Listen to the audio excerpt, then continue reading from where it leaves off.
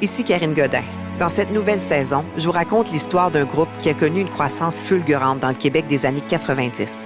Le mouvement raélien. Fidèles sous emprise, en exclusivité sur Radio-Canada Audio. Nous sommes le mardi 21 avril. Voici à la une.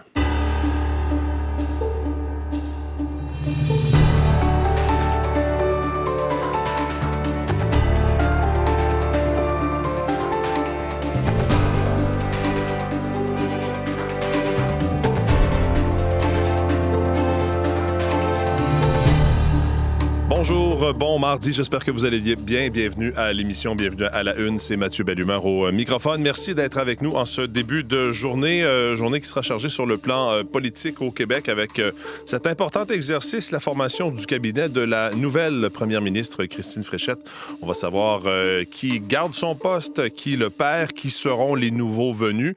La première ministre, lorsqu'elle a été assermentée, a dit elle-même qu'elle avait affaire à un exercice d'équilibriste, évidemment, dans tout ça, que les régions soient présentées. Elle a dit qu'elle voulait que ce soit un conseil des ministres en zone paritaire. Jean-Philippe Robillard sera avec nous un peu plus tard à l'émission pour nous dire ce que l'on sait déjà. Notre collègue Véronique Prince à Québec a eu certaines informations, donc on va vous donner déjà certains détails sur la formation de ce cabinet un peu plus tard à l'émission. Sinon, l'équipe est réunie avec mon tour de la table à cette heure-ci. Julie-Jasmine Boudreau aux actualités culturelles. Salut Julie-Jasmine. Bonjour. Olivier Pellerin au sport. Bonjour Olivier. Bonjour. Et Véronique Méran à la météo. Salut Véronique. Bonjour. On va se parler ensemble tout à l'heure au bloc culturel, Julie-Jasmine, de Bad Bunny. Tiens, celui qui a fait le spectacle de la mi-temps au Super Bowl. On le connaît entre autres pour ça, mais artiste très populaire. Très, très populaire. Oui, c'est ça qui est en voie de dépasser un record détenu par un des grands tubes de l'été, il y a quelques années déjà, la fameuse chanson Despacito. Ah oui? Alors, donc, oui. plus d'écoute. Plus d'écoute, mais surtout sur la longévité okay. au sommet des palmarès. Alors, on en reparle, puis on va sûrement en entendre un peu. Certainement. Okay. Vous me connaissez. Tantôt. On va faire le tour tout de suite des prévisions de la météo avec Véronique Méran. C'est encore froid, hein? C'est encore froid. Ben, ce matin,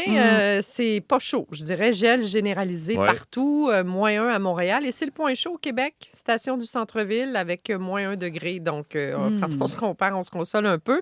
Des valeurs qui varient entre -1, -10 là, dans l'ensemble sur les régions plus au sud et au centre. On a presque terminé avec ce coup de froid-là. Les températures vont remonter d'un cran comparativement à hier. Pas plus que 4 degrés hier à Montréal. Donc, c'était vraiment une journée froide. On a eu des records, secteur de Sherbrooke, Saguenay. On a record battu de froid. de records, oui, exactement, de journée froide. Là, il a fait qu'un seul degré à Sherbrooke. On a battu l'ancien record. Saguenay, 3,3 aussi. C'est un nouveau record. Donc, aujourd'hui, on ajoute quelques degrés. On va en ajouter d'autres demain. Et à partir de jeudi, on est en terrain un petit peu plus saisonnier avec du 13 à 15 degrés au thermomètre. Côté soleil, c'est pas si pire quand même.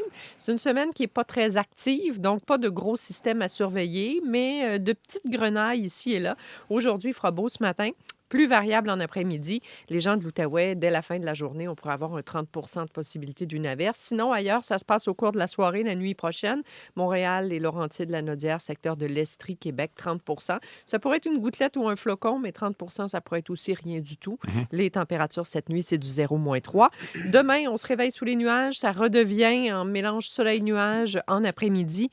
9 à 11 degrés au thermomètre et un soleil plus généreux à partir de jeudi. L'Abitibi, on a des flocons possibles ce matin, surtout nuageux par la suite. Le maximum, c'est 6. Vers le Saguenay-Lac-Saint-Jean, le Bas-Saint-Laurent, la Gaspésie, la Côte-Nord, c'est un ciel assez variable dans l'ensemble. Température -1 sur la Côte-Nord aujourd'hui, mais sinon, c'est du 1 à 4 degrés. Là aussi, il y aura un petit peu plus de soleil demain. En territoire ontarien, les températures commencent à remonter sur la portion nord. On touche la quinzaine aujourd'hui. 8 vers Sudbury, 10 à Toronto, 21 à Windsor quand même avec les vents du sud qui vont pousser le mercure vers le haut. C'est un ciel assez nuageux ce matin. Ça va se dégager graduellement cet après-midi. Ottawa, c'est variable. On pourrait avoir une petite averse en fin de journée. La probabilité de 30 On gagne des degrés comparativement à hier. Il fera 7.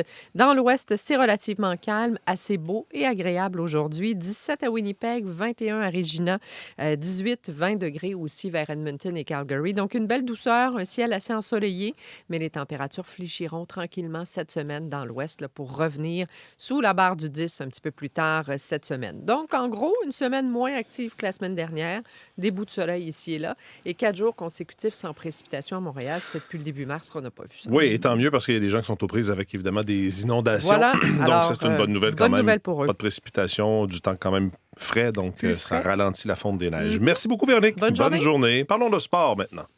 Draisaitl tente de se démarquer devant Lacombe. Draisaitl derrière le filet. Tente de remettre devant. Draisaitl. Voilà, Paul Cousine, le tir de but! Et les Oilers prennent les devants 4-3. 4-3 pour les Oilers d'Edmonton à ce moment-là de la soirée. Leon Draisaitl qui s'est illustré, d'ailleurs, Olivier, dans une victoire d'Edmonton. Il s'est fait complice sur ce quatrième but, ce but gagnant. Victoire de 4-3 des Oilers d'Edmonton contre les Ducks d'Anaheim. C'était le tout premier match de cette série. Vous l'avez entendu, de par la réaction de la foule, ce match se déroulait à Edmonton. Donc, les deux premiers matchs seront à Edmonton avant de se transporter à Anaheim. Et Leon Draisaitl a effectué son retour au jeu. Ça, déjà avant le début du match, ça a été peut-être un gros soupir de soulagement pour les amateurs que de le savoir de retour. Draisaitl avait raté les 14 derniers matchs de la saison et donc effectuait son retour pour ce match de premier tour. Et il a terminé le match quand même avec 2 passes. Donc, une contribution certaine dans ce match. D'ailleurs, je regardais simplement le temps de jeu. C'est le deuxième attaquant le plus utilisé chez les Oilers. Après qui?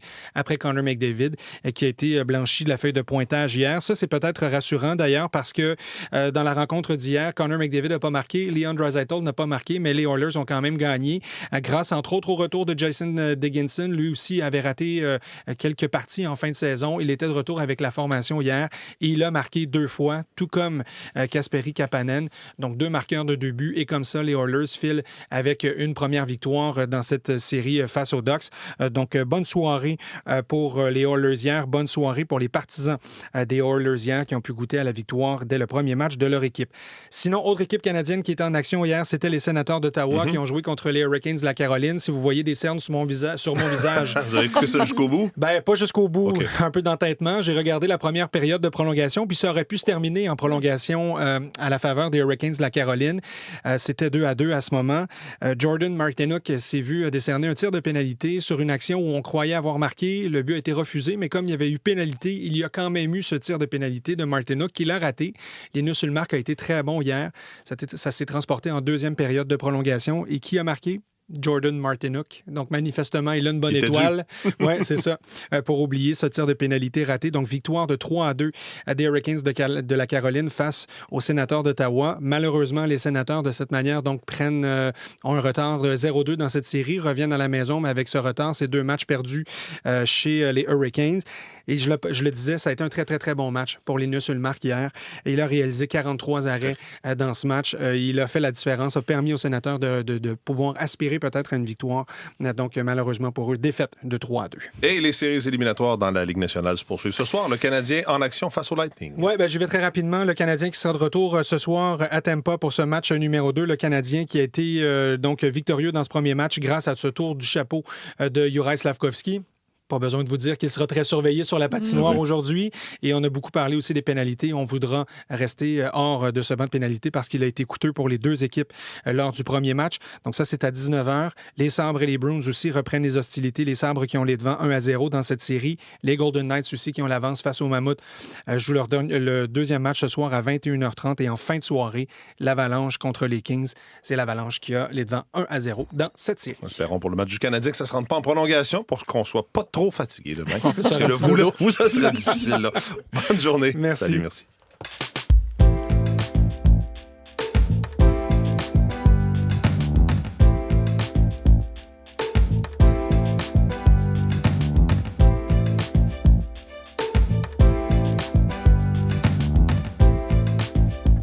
À la une des différents quotidiens de ce matin, on va commencer par le Journal de Montréal et le Journal de Québec. On a un nouveau sondage léger, québécois. Le PQ loin devant, titre le journal. Si on oublie le référendum pour 4 ans, il y aura 39 % des répondants qui disent appuyer le Parti québécois. Ça, c'est le vote total. 47 % des francophones. Mais ça, c'est dans l'optique où il n'y a pas de référendum promis par les PQ dans le prochain mandat. Si on met la donne du référendum, à ce moment-là, le PQ est à 31 %, suivi des libéraux de Charles Milliard à 28 %, 17 % pour Christine Fréchette dans les intentions de vote, 14 % pour le Parti conservateur d'Éric Duhem et 8 % pour le Parti Québec solidaire. Donc, PSPP majoritaire s'il renonce à sa promesse d'un référendum.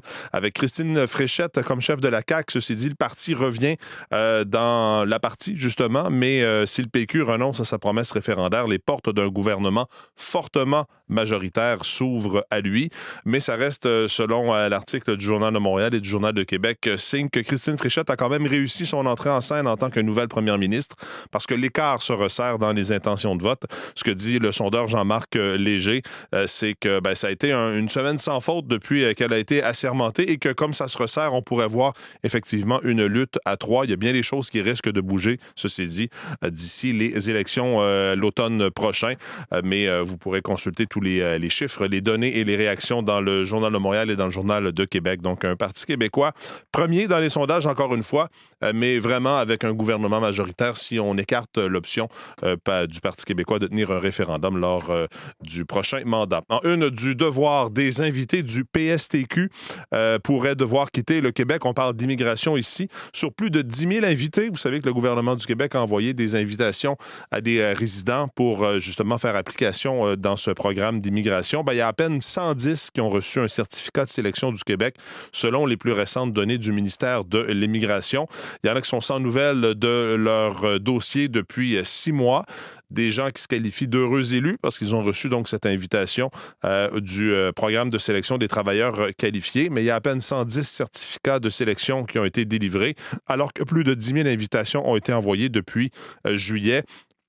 Il est notamment question dans l'article du témoignage d'un homme, Erwan Sauvage, qui le 4 mai va perdre son emploi, va devoir quitter le pays, aura 90 jours pour quitter le pays, alors que pourtant il a été sélectionné par le PSTQ, mais là son permis de travail se termine le 4 mai et il n'y a rien d'autre devant lui. Il espère donc être en mesure, lui qui est au Québec depuis 5 ans, pouvoir recevoir son certificat de sélection du Québec, mais il semble qu'il y a un goulot d'étranglement et des délais pour obtenir ce certificat avec ce nouveau programme. Vous pourrez lire ça dans le Devoir de ce matin. Dans la presse, on parle d'un sale printemps, les rues de Montréal qui tardent à être nettoyées malgré les promesses et ce n'est pas beau à voir. D'ailleurs, des journalistes qui ont mis la main à la pâte et qui sont allés ramasser des déchets dans différents quartiers. En un quart d'heure, ils ont amassé donc plusieurs déchets un peu partout dans les rues de Montréal. Donc, plusieurs témoignages de résidents de la métropole dans différents quartiers, notamment à Hochelaga, Maisonneuve, où on déplore la saleté et les déchets qu'il y a un peu partout.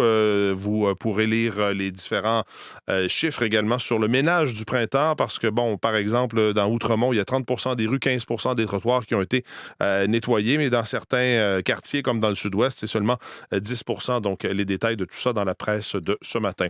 En une du Globe and Mail, Ottawa privilégie un tracé sud pour un nouveau pipeline entre l'Alberta et la Colombie-Britannique. Le gouvernement fédéral qui envisage, un nouveau tracé de pipeline pétrolier dans le sud de la Colombie-Britannique plutôt que dans le nord. Semble qu'il y aurait moins d'obstacles environnementaux, moins de résistance également de la part de groupes autochtones que le tracé qui est proposé par l'Alberta. C'est selon 2 sources fédérales citées par le Globe and Mail.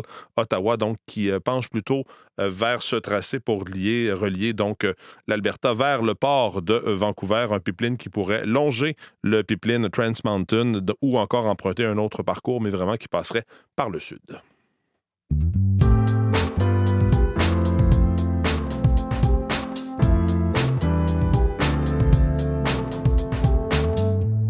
C'est aujourd'hui que la première ministre du Québec, Christine Fréchette, va présenter son cabinet. Jean-Philippe Robillard est avec nous. Bonjour Jean-Philippe. Bonjour Mathieu. Oui, donc on commence à avoir certaines idées de qui va occuper quel siège. Certains poids lourds du gouvernement vont d'ailleurs rester en poste. Oui, c'est ce qu'ont appris nos collègues à la Colline à Québec, étant donné qu'il ne reste pas beaucoup de temps avant le déclenchement des élections au mois d'octobre. Il y a plusieurs ministres, des poids lourds, vous l'avez dit, donc qui vont demeurer en poste, qui vont conserver leur portefeuille. C'est le cas de Sonia Lebel qui devrait demeurer à l'éducation, même si elle a décidé de ne pas se représenter aux prochaines élections. C'est la même chose pour Sonia Bélanger qui va rester à la santé, Jean Boulet qui resterait au travail, Éric Girard aux finances, alors que France-Hélène Duranceau garderait sa fonction de présidente du Conseil du Trésor. Donc ça, c'est les gens qui vont rester en poste, mais il y aura quand même du changement. Oui, il va y avoir un peu de nouveau. Il y aurait un nouveau ministre de l'Immigration qui aurait pour mandat de relancer le PEC, le programme de l'expérience québécoise. Jean-François Roberge, on se souvient qu'il occupait cette fonction-là. Lui, il va rester quand même au Conseil des ministres, mais il va conserver ses autres fonctions, c'est-à-dire en matière de langue et de laïcité. Et tout porte à croire que Bernard Drainville, là, le principal, l'adversaire de Mme Fréchette pendant cette course à la chefferie à la CAQ, qui était à l'environnement, bien, il pourrait devenir ce qu'on a qualifié de super ministre de l'économie et de l'énergie, poste qu'occupait auparavant Mme Fréchette et avant elle, Pierre Fitzgibbon. Oui, gros ministère, effectivement. Jean-Philippe, il y a aussi un ministre des Régions qui sera nommé? Oui, il y a un nouveau poste, effectivement, qui fera son apparition. C'est un poste de ministre délégué aux régions qui fera donc son apparition au Conseil des ministres. C'est un député de l'Outaouais qui va occuper cette fonction. Il s'agit de Mathieu Lévesque. C'est le député de Chapleau, en Outaouais. C'est quelqu'un dont le nom, Mathieu, a souvent circulé pour occuper un poste de ministre, mais jusqu'à aujourd'hui, il était leader parlementaire adjoint du gouvernement. Et en plus de siéger au Conseil des ministres, Mathieu Lévesque va aussi présider une nouvelle instance, selon ce qu'ont appris mes collègues à Québec, qui va s'apparenter à un Conseil des régions. Il y aurait 18 députés qui seraient nommés pour faire partie de cette équipe qu'on pourrait qualifier d'équipe spéciale qui aura justement la responsabilité des 17 régions administratives du Québec. Et ça fait en sorte que désormais, les ministres n'auront plus, Mathieu, à assumer la responsabilité d'une région, comme c'était le cas à l'heure actuelle lorsque c'était M. Legault. Quant aux ministres, pardonnez-moi, Caroline Proulx et Geneviève Guilbeault, elles sont toutes les deux écartées, mais déjà, on le sait, elles avaient annoncé qu'elles n'avaient pas l'intention de se présenter aux prochaines élections. Bon, un premier, donc, coup d'œil à ce que devrait avoir l'air ce cabinet-là. On aura plus de détails cet après-midi. Merci Jean-Philippe. Merci, au revoir. Bonne journée.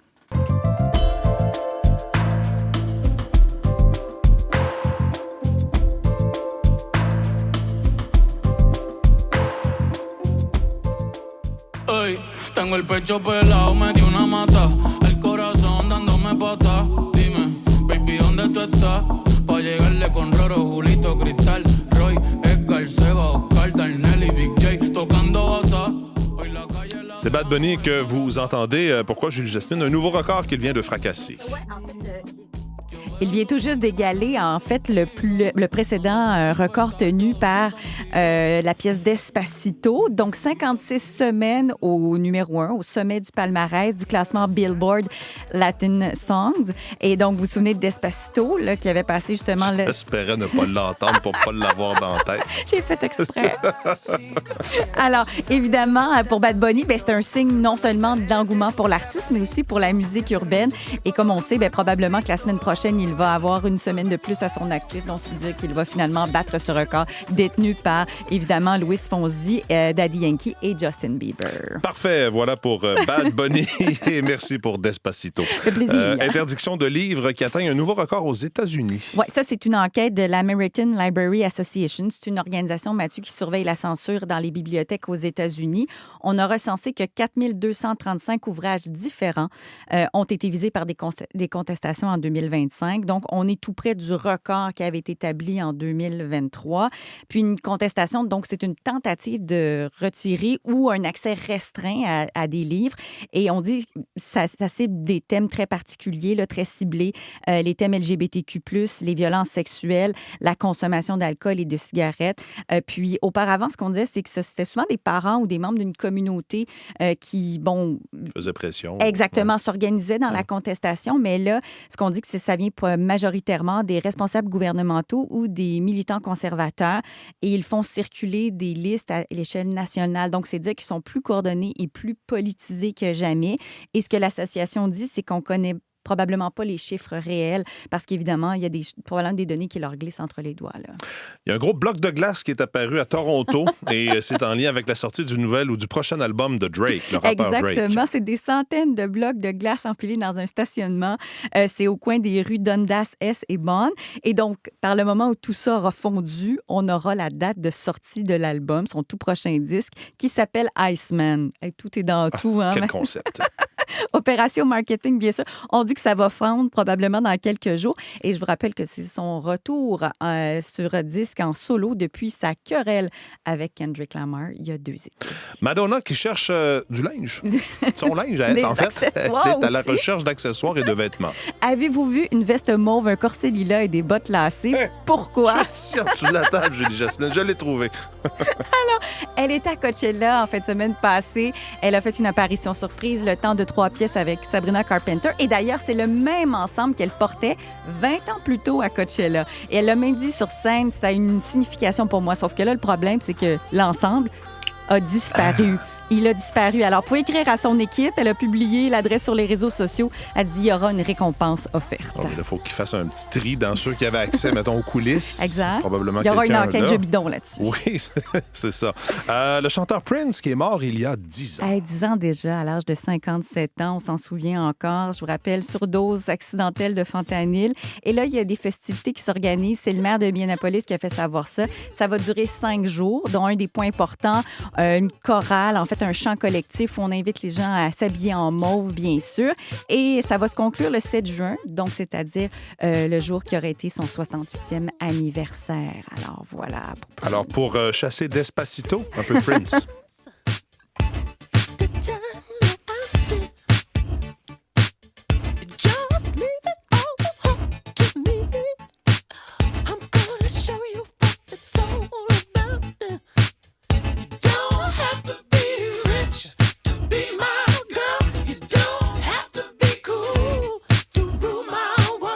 Au moins qu'on entende ce bout-là.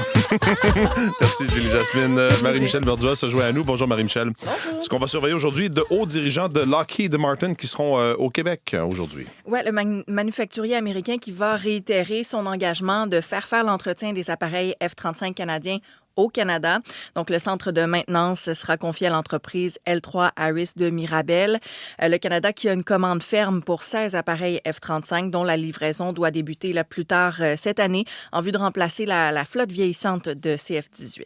Ottawa qui conteste l'étude du racisme systémique par le Tribunal des droits de la personne. Ouais, la Commission canadienne des droits de la personne avait décidé que les plaintes de l'Alliance de la fonction publique à ce sujet seraient entendues par donc, le Tribunal des droits de la personne, mais le gouvernement fédéral s'y oppose.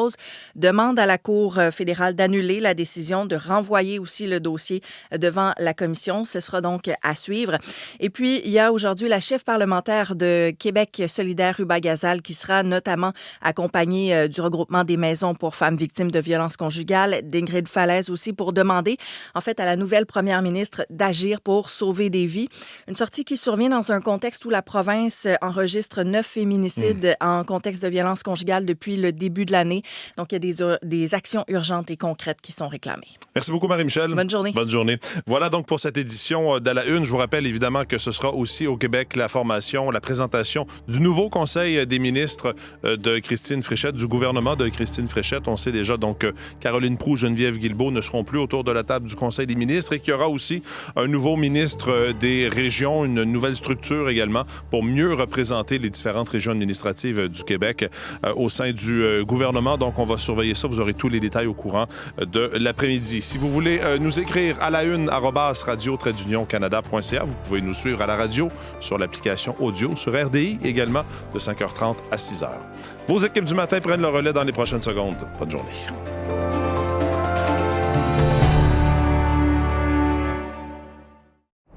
Chaque année, les chutes du Niagara attirent des millions de touristes.